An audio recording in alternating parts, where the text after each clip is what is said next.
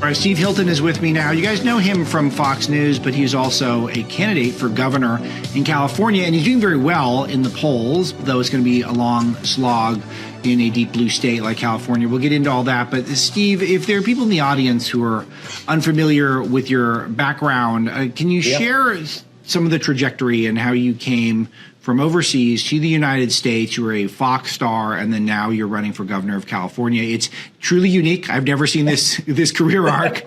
Break it down for me. Right. Yeah. Well, it's great to see you, Alex. It's a great pleasure to be with you today. As you can tell, and everyone watching and listening can tell, originally from the UK, but actually the journey, the arc, as it were, goes back one step further, which is very important in how I see the world and has shaped me very strongly, which is my parents are Hungarian. Both of my parents are Hungarian, and they fled communism. And I grew up in England in a free country, but the rest of my family all back behind the Iron Curtain. We used to go back and visit when I was a kid, and it was a communist regime, and that made a very, very strong impression on me. And I guess that, driving, fierce love of freedom and a hatred of big, bossy, bureaucratic government really stems, I guess, from that in part. But also I grew up in England, which was recovering from a decade of socialism. Margaret Thatcher had been elected prime minister. My parents were working class. My stepfather, also Hungarian, worked construction, and I spent my time in vacations and trying to earn a bit of money on construction sites. So I just really identified, I suppose, with that upward trajectory of kind of working class immigrant aspiration. And Mrs. Thatcher in England really spoke to that very strongly, actually. And so I had that very strong identification back then. Worked hard, got to Oxford University, ended up actually working at the Conservative Party for a little bit when I was much younger, when Mrs. Thatcher was still Prime Minister. That was my first real foray into politics. But then most of my career actually has been in business. I've started companies both in England and here in California. I've run restaurants. I've had a whole range of business experience. I think it's going to be incredibly useful and important in the job I'm now seeking as governor of California, that business mindset. But I did go back into politics for a while when David Cameron, who I'd worked with many years before, ran for the leadership of the British Conservative Party. I ran his campaign. He became leader. Helped him get elected as Prime Minister, and I served for 2 years in 10 Downing Street as senior advisor to the Prime Minister. I had a little office right next to the cabinet room there in number 10 and behind that famous door. And that really gave me that experience of, how hard it is to make change happen in government and how entrenched the interests are in the bureaucracy and how difficult it is. And I really learned a lot from that. 2012, moved here to California with my wife and my 2 sons. My wife at the time had a job that brought her back and forth to California. When our second son was born, it was kind of a lot of crazy travel. So we thought for our family sanity, it would be good to move here. Not necessarily intending to stay forever, but, I was in love with California even before we moved here. It represented to me so much, everything that's great about America. And so made a new life here, taught at Stanford University, started a tech company, a new career in TV, which was totally unexpected. But then the more that the years went on, I was hosting a show on Fox News, the more I really wanted to get back into doing things, not just talking about things, in terms of that's really what I've been doing all my career in business and in government. And slowly came to the realization that I love California so much, I can't stand to see what the Democrats are doing to it. A few years ago, started a policy organization, Golden Together, started traveling the state, meeting people, learning about the issues, developing policy solutions. And that led to where we are today, where in many of the polls, I'm the leading candidate for governor. How about that? It really is a remarkable arc. There's so many places I want to take it. I guess I'll ask one question about Fox. There's not a lot of people from the UK with shows on the American network, particularly Fox, is so highly competitive, where that's sort of the dream job for so many people in this field is to get a show. How did that come about? So it's interesting. It was 2016. We'd been here for 4 years in California, and I went back to the UK. It was for 2 reasons, really. I'd written a book in 2015 called More Human, Designing a World Where People Come First. And the theme of the book was putting power in people's hands, decentralizing power. I applied that argument to all areas of life and policy. And then the paperback edition came out in the UK, went back to promote that. That was at the time of the Brexit referendum, 2016.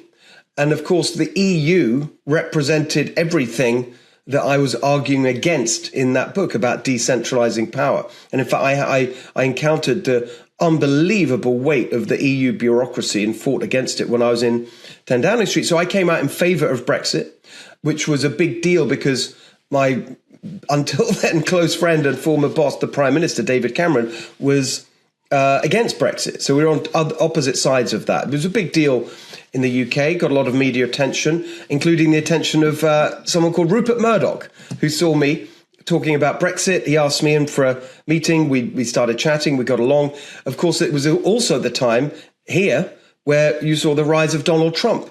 And in fact, just generally the rise of that populist movement. You could also see Bernie Sanders on the left tapping into some of those populist concerns, obviously in a very different way with different solutions. And we got talking and Rupert, after a few months, offered me this incredible opportunity. And it really was very much, I mean, the original intent of the show, it's called The Next Revolution, was very much focused on that populist development in both in the UK with Brexit and of course much more significantly here in America. And the show started right at the beginning of the first Trump administration. But he's got all sorts of networks in the UK as well, but he thought that it was important for your voice to be reaching an American audience.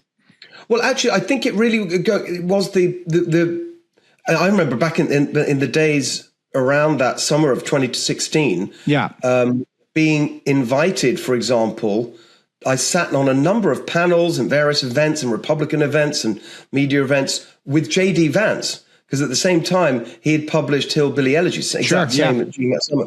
And both of us were, I guess you could say, explaining what was going on. People were looking at Donald Trump and saying, what's this about? This new populism. Right. And we really got it, I think. And I guess it does go back to what I was talking about in terms of my working class upbringing in the UK.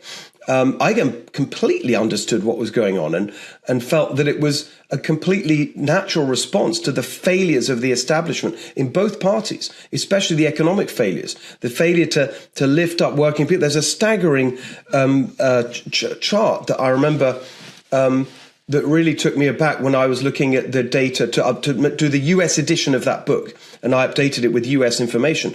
And there's this incredibly powerful chart looking at the earnings of most workers. I think the technical term is non-managerial, non-supervisory workers. It's roughly the 80%, most workers in America. And it plotted their earnings after inflation, going back decades. On the same chart, the earnings of corporate America and the top 20%. Of the labor force. And it's just incredibly striking. Basically, the earnings of most workers were completely flat since I think 1974, just flat.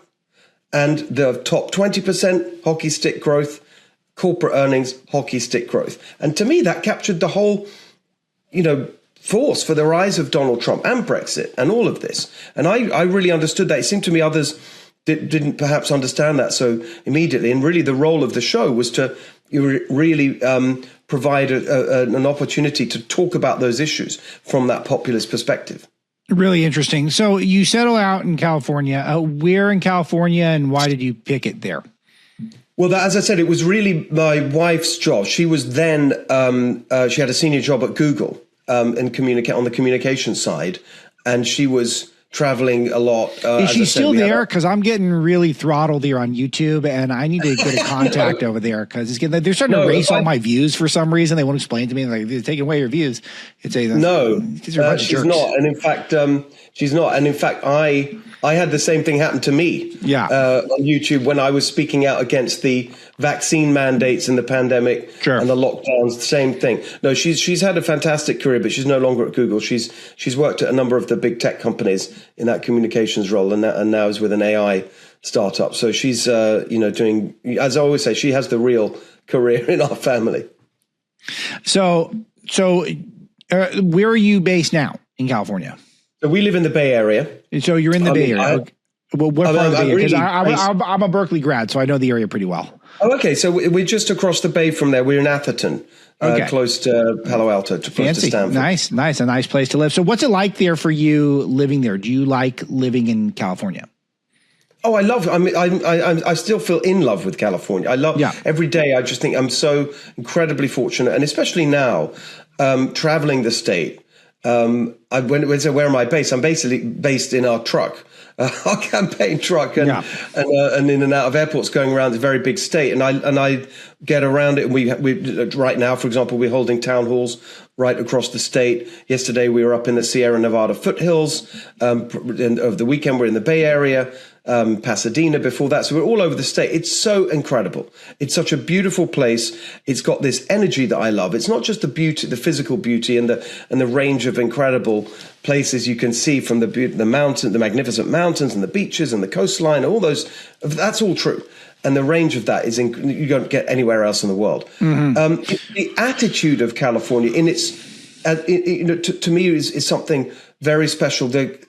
Obviously the fierce desire for freedom, but that kind of rebel spirit. I think that's what California is all about at its best. Like we just do, that's why you've had so much innovation here, and a lot of the culture, the counterculture, actually, like fighting back to saying, I'm going to do this thing and I'm going to start something that everyone thinks is crazy. That attitude, the rebel spirit, that's what's being crushed, of course, by this unbelievable, bloated, nanny state, bossy, bureaucratic government that is so anti-California. I mean, it's obviously producing terrible results in California. If you look at the actual outcomes, on every measure, we are now the worst on every measure that matters, literally the worst performing state in America. It's stunning what a failure it is, this Democrat one-party rule. Highest poverty rate, highest unemployment rate, 50th out of 50 for affordability, according to Wallet Hub, 50th out of 50 for opportunity, US News and World Report rankings.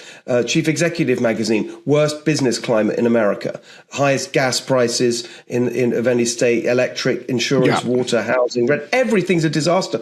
But on top of that, they're just crushing the spirit of California with all these endless, government rules and regulations and making everything so impossible to do anything, build anything, run your business, raise your family the way you want. It's absolutely antithetical to the soul and spirit of California. And that's really what we're fighting against. Yeah, it is. So I live here and I was excuse me, I was a California native.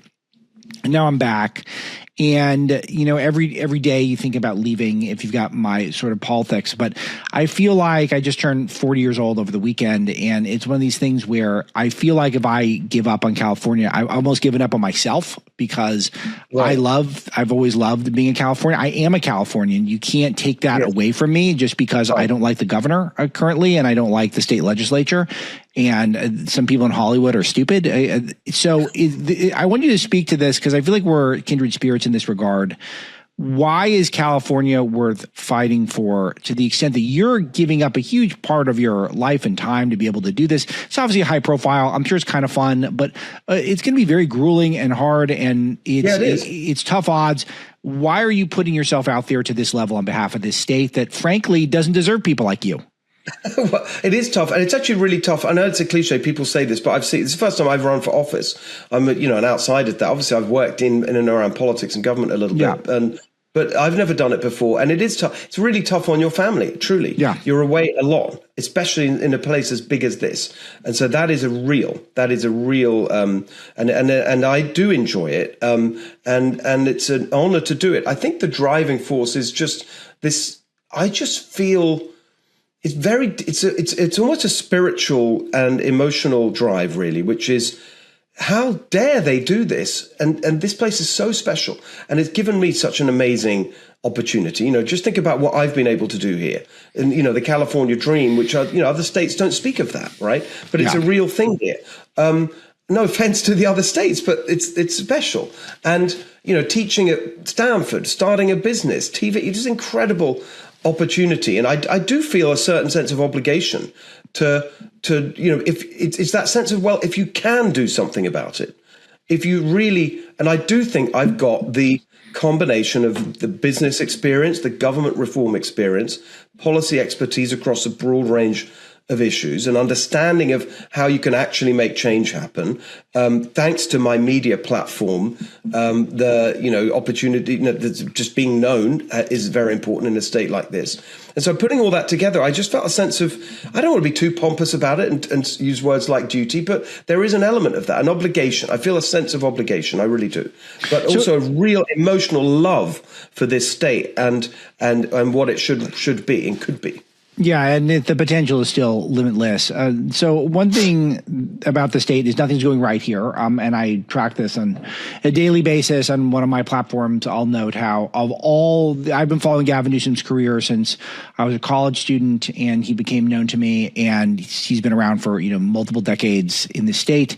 And since he got power, we've seen crime get worse. We've seen illegal immigration destroy our school system. Healthcare has gotten less affordable.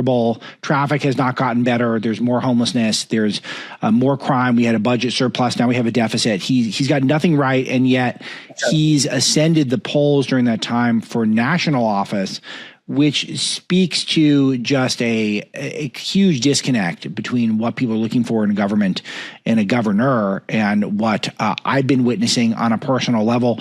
All that's very bleak to me, but